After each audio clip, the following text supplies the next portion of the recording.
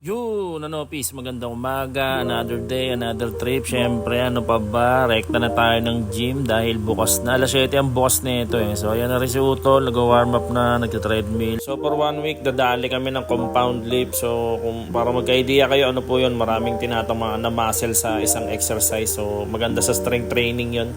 Pero pangit siya araw-arawin tapos same na timbang dapat babawasan mo everyday kasi masakit talaga sa katawan, lalo na more on squat, mga ganyan sa legs, talagang lulumpuhin ka. Kaya dapat bawas-bawas araw-araw. So kung mag-gym kayo, malalaman nyo din naman yan. So kami ni Utol kasi nga medyo malitong gym, so dagdag bawas kami sa timbang kasi mas mabigat yung binubuhat ko sa kanya So para hindi na rin hassle, pareho na kami ng program. Isa sa nakapagpalakas sa akin bumuhat, compound lifts talaga Ewan ko lang kung mag-work sa inyo yun. Ayun, sinearch ko lang din bago ko gawin. 1 week ko siyang ginagawa, tapos in the next week, yung naman, science-based na buhat naman, yung multiple muscle joints, yung mga mag-chest ka, sasabayan mo ng tricep or chest, shoulder, mga ganun-ganun. Yan nga pala yung mga tropa natin dito sa gym, yung mga pang-umaga. May mga sarili na nga rin kaming GC dito, magandang community dito sa gym na to, kaya ayos na ayos So pag-uwi natin, nakauwi na kami galing gym, so may nagpagawa kay Esme ng balloon pillar ba tawag dito, basta yun. So Lala Move, pick up dito sa amin. So ayan yung isa sa grind ni Esme, so may negosyo din siya, tinutulungan natin syempre. Walang pang sapin sa lobo, kaya sana hindi pumutok to, good luck na lang.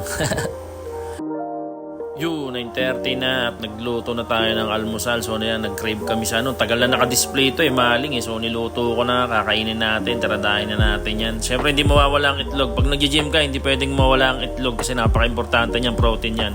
At dahil holiday ngayon, sabi ko ipag-swimming ko na sila, mag-swimming kami. So samantalahin na dahil walang pasok si Riven. Kasi medyo malapit, mai-share ko lang naman mga piso. Malapit na kasi ang kaarawan ko. Ayaw na pa-absentin ng asawa ko si Riven Gusto ko sana pa-absentin nun para mag-swimming kami, ayaw niya. Tsaka bawal na pala umabsent kasi malapit nag-graduate yung anak ko. Kaya sabi ko, tara, samantalin na natin to, mag-swimming na tayo ngayon. So sa birthday ko mag-night swimming na lang do kami kasama yung mga malulupit nating kaibigan. O diba, suportado ako niyang asawa ko kasi tiwala sa akin yan at nakuha ko ng tiwala dyan kasi alam ko naman wala akong ginagawang masama at hindi ako gagawa ng masama para sa pamilya ko. Kaya suportado ako niyan sa mga ginagawa ko, walang problema dyan. Kaya love you.